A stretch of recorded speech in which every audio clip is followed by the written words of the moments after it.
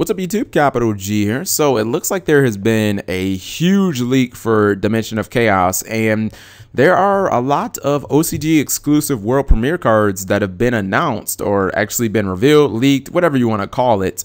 I'm going to talk about a few of them. I'm not going to discuss every single card in this video because this video would end up being like an hour long or something like that. So I'm just going to discuss kind of like the cards that I find to be the most interesting, cards that I think are really cool, and let's go ahead and discuss. So for starters, we have this Traptrix XYZ monster. I think I'm just gonna start here because this is by far, out of all of the cards that I've looked at, my favorite one, and I really want this in the TCG. The card has absolutely gorgeous artwork. You got all the Traptrix here. You've got probably my favorite Traptrix Mermilio. The artwork is so colorful. It's beautiful. You got all the little lollies here. They're all looking playful. This one looks exhausted. She's like, you know what I mean? The card art is very beautiful. Of course, you have to have some hearts in the background and whatnot. This is Traptrix Rafflesia. Or Rafflesia. Okay, it's an earth plant type. Obviously, all the Traptrix monsters are. It's an XYZ monster, 300 attack, 2500 defense, requires 2 level 4s to make. So for starters, you're not going to be probably putting this in attack mode ever because it's not a world beater, but the defense is crazy. 2500 defense for a rank 4 is really good. It is generic, which means you can summon it outside of Traptrix. The effect on this card, guys, is freaking bonkers. Like, oh my god, I think that this card has the potential of being like the next amazing rank 4 in the game. Effect number 1. If this card with XYZ material or this card with XYZ materials is unaffected by the effect of trap cards, you gotta love that. That means when it's summoned, you can't torrential it. That means that you can't evac it, you can't ring of destruction it. It could attack, and you can't mirror force it as long as it has materials. I don't think that you'll ever attack with this card regardless. Just immunity to all traps is just, that's really good. Like, they had me at that almost. Effect number 2. Traptrix monsters you control, except itself, cannot be destroyed by battle card effects and cannot be targeted by your opponent's card effects. That is really good because that means if you summon any Traptrix monsters, they're basically fucking immortal. Like, I'm trying to think of how, I mean, outside of things like Trishula, like the Necros of Trishula that don't target, or like Terra Masu, Monarch Stormforth, I mean, you can't kill them in battle, you can't kill them with effects, and you can't target them at all. So they're practically immortal. Effect number 3. This is a really good effect. Once per turn during either player's turn, you can detach 1 XYZ material from this card, send a whole normal trap card whose activation requirements are met from your deck to the graveyard. This effect becomes the effect of that card when activated. This is the effect that makes me think that this card is going to be like the next big rank 4. Let me try and explain it. Essentially, when a trap hole effect could actually be triggered, this card essentially sends that trap hole to the graveyard and copies its effect. So if your opponent summons a Necros of Valkyries, obviously you'd be able to bottomless trap hole that, or you'd be able to void trap hole that. You can essentially detach this card or detach an XYZ material from this card, you copy that effect, and then you send that card to the graveyard from your deck, and it becomes that card's effect. So essentially, you can kind of use this card as any trap hole, like any trap hole in your deck except, I guess, Chaos Trap Hole, because that's a counter trap.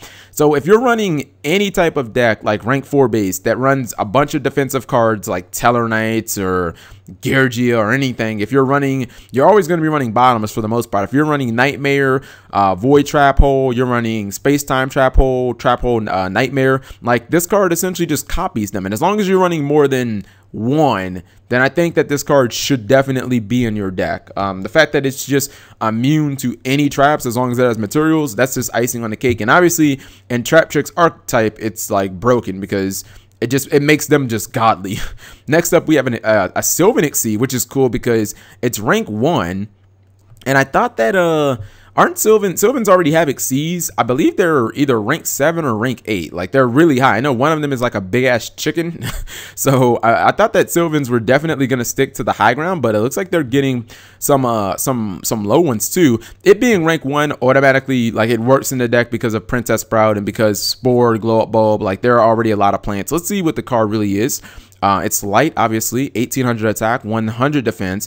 1800 attack is pretty damn high for a rank 1. The artwork is pretty beautiful. It kind of looks like Princess Sprout, and I like the whole background of like the Japanese cherry blossoms. I'm from Washington, D.C. If you ever been there in the spring, the cherry blossoms are beautiful. So This is Sylvan Princess Sprite. Okay. It requires 2 level 1s to make, which means it's generic. The effect of this card is really good. I've actually read it before. This card is going to be an instant staple in all Sylvan builds. You can only use you can only use each effect of Sylvan Princess something, I guess, let's say Princess Sprite, once per turn. Effect number 1, you can detach 1 Nixie material from this card, excavate the top card of your deck. Anytime that you can excavate in Sylvans is a good thing.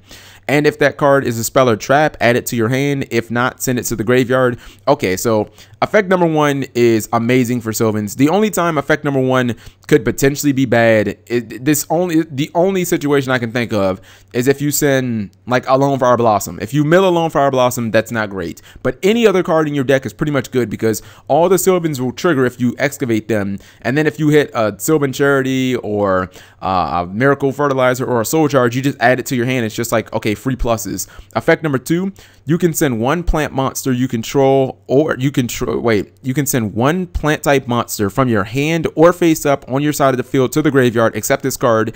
Then target 1 Sylvan monster in your graveyard, special summon that target. This effect might be even dumber than the first one. Like basically, you can send a spore from your hand to the graveyard, and then you just get the Hermit Tree from your graveyard back. Like this card it's like Miracle Fertilizer built into it, but only for Sylvans, which is fine because you're only going to play this for the most part in Sylvans anyway. So the effect of this card is really good. There are 2 of them. They're both incredible. I'm gonna say that this is an instant staple in Sylvans, probably just like a 1-of, because I don't think that you'll summon 2 of these in a duel, but it's an instant staple. All right, moving along. I'm not going to cover every card once again because if I do, the video will be too long. Of course, I'll leave a link in the description so that you guys can check out these cards. I'm just trying to cover the cards that I find to be the most interesting. We're going to stop on Dr. Fringe. This card could be a little degenerative. You guys are going to have to decide for yourselves. It's a level 3 Dark Psychic monster. Which means that you can emergency teleport it out. 300 attack, 300 defense. The stats really don't matter. You're probably not going to use this card for its stats. You're going to use it for its effect. The effect of Dr. Fringe can only be used once per turn. If this card is normal or special summon, again, special summon, emergency teleport, you can pay 500 light points. Look at the top card of your deck, then you can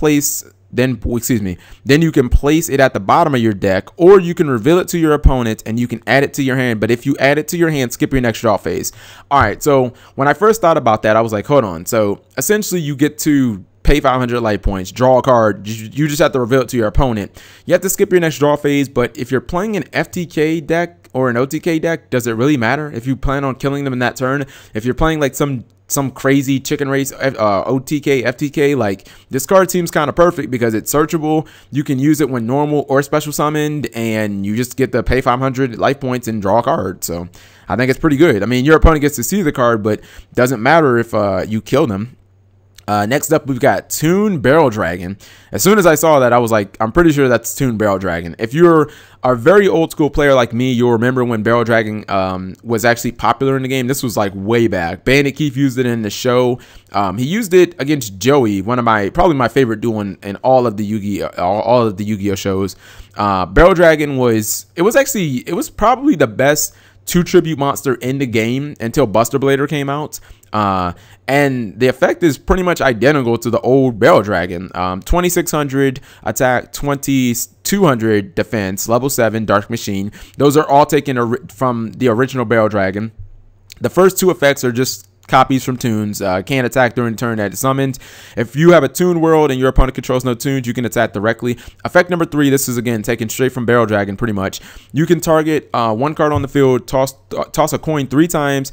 If 2 or more are heads, destroy that card. Now, I believe the original Barrel Dragon could only destroy monsters, and it wasn't until Blowback Dragon that you could destroy spells or traps. So it looks like they upgraded the card a little bit. I think I'd rather run this over Blue Eyes, to be honest. Just being able to blow up cards for only 400 less attack, to me, seems like way better. We have a Raid Raptor, a new Raid Raptor that's level 6. It's not really that good in my opinion. It's Raid Raptor Wild Vulture. It's a level 6. Obviously Dark Winged Beast, 1600 attack, 2000 defense. I already don't like the stat line of the card. how are you gonna have level 4s that are 1800, but then you have a level 6 that's 1600? Like, I don't really get that. Like, this card should have been like 2500, 2600 attack or something like that.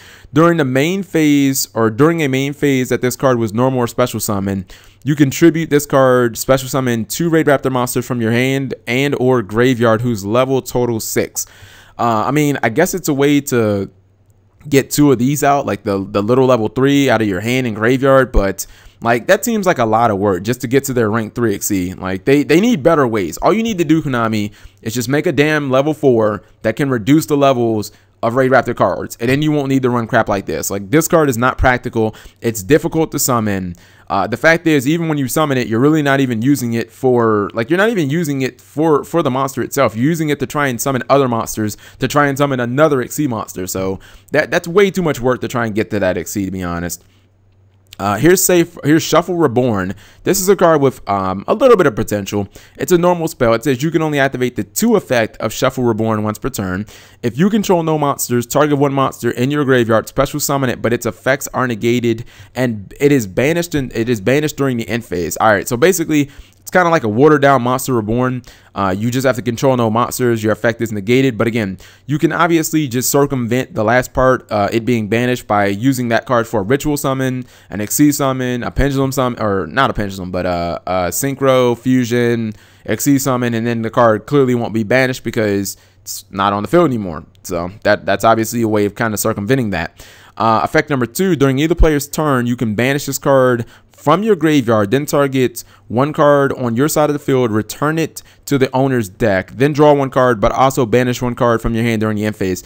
It sucks that they added that banish 1 card during your end phase, because this card would have essentially let you escape things like Mirror Force or anything that kind of targets, like, oh, I'm going to attack with my Necros of Valkyries. Oh, okay, you're going to Mirror Force it? I'm just going to activate this from the graveyard. I'm going to return my Valkyries to my deck, and then I'm just going to draw a card. Like, that would have been cool, but then you have to banish it. You have to banish a card from your hand in the end phase. So I guess they kind of had to make a way of balancing it, but it would have been cool because it would have made this card insanely good. It would have essentially like made your monsters dodge all destruction. You would have dodged all targeting effects. It would have been legitimately amazing. Next up, we have Fire Force. This is a card that kind of scares me a little bit because I look at this and Ring of Destruction in the same format, and I'm like, uh-oh, this could go very wrong. So Fire Force, and again, looks like Konami's making more Mirror Force type cards, as you know, they're releasing Air Force soon. This is a normal trap card. When an opponent's monster declares an attack, destroy as many attack position monsters your opponent controls as possible. That's Mirror Force. And if you do, you take damage equal to half of the total of the original attack of the monsters destroyed by this effect. Then inflict damage to your opponent equal to the damage that you took. So let's say that your opponent has a Valkyries and a Unicorn. Valkyries is 29, Unicorn is 23. That's 5,200 total that you would well, you take half of that, so you take 2,600, but you'd also burn your opponent for 2,600. And the thing is, this is still going to be a 1-for-1 because it's still basically Mirror Force, but it's just Mirror Force that does burn damage. So like this is definitely a card that I would consider running in burn, but I don't know, man. This card kind of seems scary. I know that you have to take the damage first and everything, but when you look at this and Ring of Destruction in the same format, like that's a lot of ways of doing quick burn damage to your opponent. And in the OCG, it's even scarier because they have Solemn Judgment. So if your opponent solemned early in the duel, this could just end the game. If they have a big ass board and they try to like push in for a lot of damage, yeah, you may end up taking a bunch of damage, but it won't matter if you end up killing them. And even at worst, this card still is Mirror Force. Like it is still Mirror Force in itself. It just Mirror Force plus burn damage. Next up, let me see. I don't want to talk about this one. This card wasn't that good. This card is okay. This is Relief Squad. The 2 effect of Relief Squad can only be used once per turn. Effect number 1, you can target a normal monster in your graveyard, add that target to your hand. So it's kind of like Warrior Returning Alive, but for all normals. Effect number 2, if this card is in the graveyard when a normal monster is destroyed, you can special summon this card as a monster, or this card to a monster zone as a normal monster. It becomes a Warrior, Earth, level 3, 1200, 400 defense. I'm almost certain that those are Marauding Captain stats. Like, you don't quote me on that, but I'm like 90% certain that those are Marauding Captain stats. This card is not treated as a trap card. When this card is special summoned by this effect and it leaves the field, it is banished. Yeah, you see Marauding Captain in the artwork. You see Freed in the background. I think a good Yu-Gi-Oh trivia question would be, how many total cards have Freed and Marauding Captain actually been on? I mean, I'm talking from creature swap to I'm trying to think. Oh my goodness, I can't actually think of any more cards. My Body as a Shield. Like, there's so many damn cards. Freed has actually had multiple versions, but yeah, I wonder how many cards that these two have actually been on. This card is actually pretty good. It's obviously only going to be used in a normal monster deck, but I mean, dual effects is pretty good, and having a little Marauding Captain monster token type deal it's not bad. Next up, we have a OCG exclusive artifact monster. It's called Artifact Vajra. Okay, 1800 1900 stat line. It has to be fairy light, as all the other artifacts are. The first two effects are basically just copies of all the other artifacts. You can set it in your back row as a spell or trap. You can, during your opponent's turn that it's destroyed, you special summon it. The 3 and the 4 effects are obviously what set it apart. The 3 effect is, when this card is special summoned during your opponent's turn, you destroy all cards in your spell or trap zones. This is not optional, by the way, so you kind of have to be careful about this. Sometimes people have they've screwed themselves over with Begal Tech. This card can screw you over even harder because it blows up everything. So you got to make sure that you use all your trap cards first, or that what you're blowing up is like a breakthrough skill or something like that, a Galaxy Cyclone, something that you can use again. Clearly, the card combos with having other artifacts in your back row, like Morale Tech, which I really hope that they put back at 3.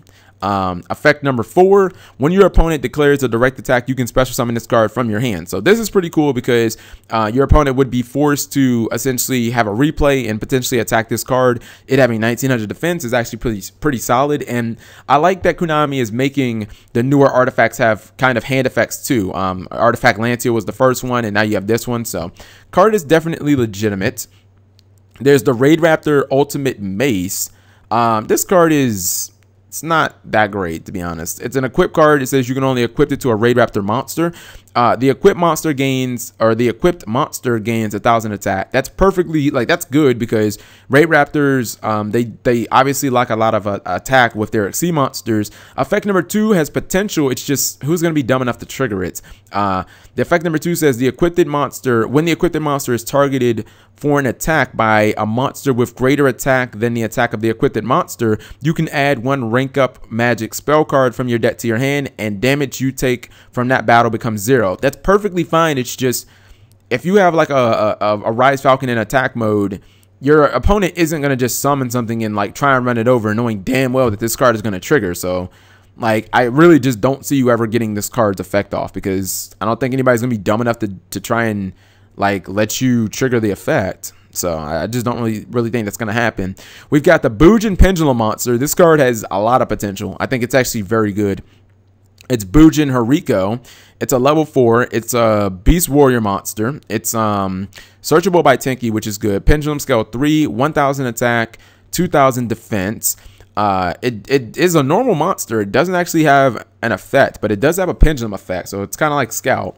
The effect says banish this card from your pendulum zone, then target 1 Boojin Xyz monster you control.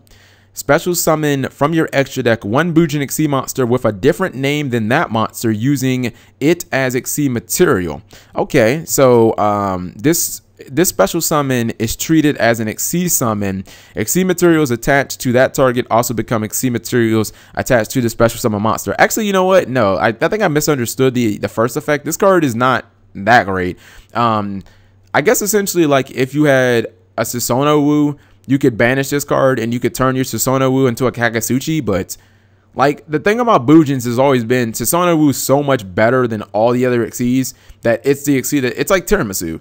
Susanoo Wu is what you summon 95% of the time. The other 4% of the time is Kagasuchi, and then I guess 0.5 for Tsukuyomi and 0.5 for Amaterasu. So maybe you want to turn, like, if you have a Susanoo Wu with like no materials, maybe you want to turn that into an Amaterasu or something like that, so that you can use the effect. But generally, like, so as long as you have materials on a Susanoo, you never really want to turn that into anything else. I mean, Susanoo is better than Kagasuchi. It's better than Tsukuyomi. It's better than Amaterasu. So the card is okay. Maybe like a 1-up because you can search it from Tenki. And there may be situation, like I can never think of a situation where you'd go into Tsukuyomi and then want to turn that into a Susanoo when you could have just summoned Susanoo from the beginning. Like, yeah, there's no situation where I can think of that. So unless you use like Honest to summon the Tsukuyomi, like that's the only situation I can think of. All right, next up we have this card, which is called Shoto Sumashin.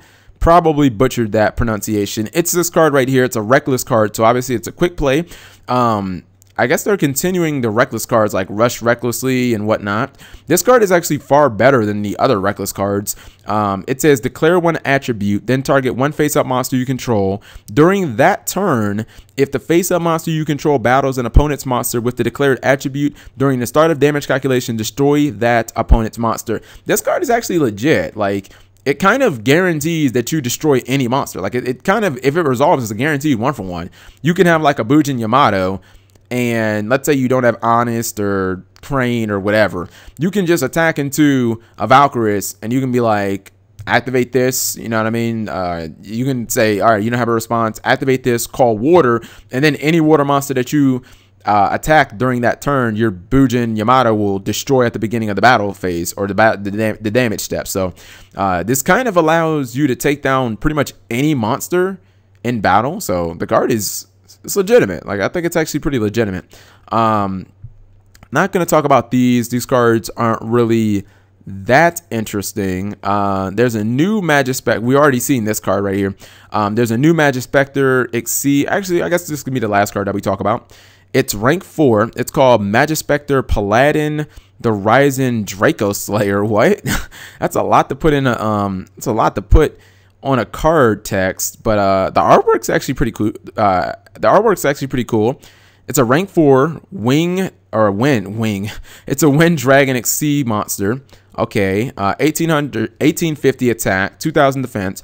It requires 2 level 4 pendulum monsters. Oh wow, has to use pendulums. Okay, that's fine. Effect number 1: when this card is XC summoned, you can activate this effect, and if you do, add 1 pendulum monster from your deck to your hand during the end phase of this turn. Okay, so basically when it's XC summoned, it's kind of just a +1. That's pretty cool, or at least it will say that it pays for itself. Effect number 2: once per turn, you can detach 1 XC material from this card. Special summon 1 face-up Draco Slayer pendulum monster from your extra deck. It cannot be used as an XC material for an XC summon. Yeah, but it can still attack and shit. So, I mean, I know that you can't like exceed with it to make another one, but this card seems really good. Like, it's very specific. The fact that it requires pendulum monsters to summon, but the fact that it pays for itself the second that you summon it is good. And then, I mean, I'm gonna use both. Like, why would you ever summon this and not? I'm gonna use both of these effects during the same turn. So probably this card is good. Like, it actually would end up being a +1 if the second that you summoned it, you instantly search a card and then you just detach and then you summon something else. Like, yeah, that's a +1. The stat line isn't that great, but it being a +1 kind of makes up for that. So let me know what you guys think. This was a lot. Again, too many cards to actually do in one video. I highly encourage you guys, I implore you to check out this article to find out more about the cards coming out in Dimension of Chaos. Thank you guys for watching as always.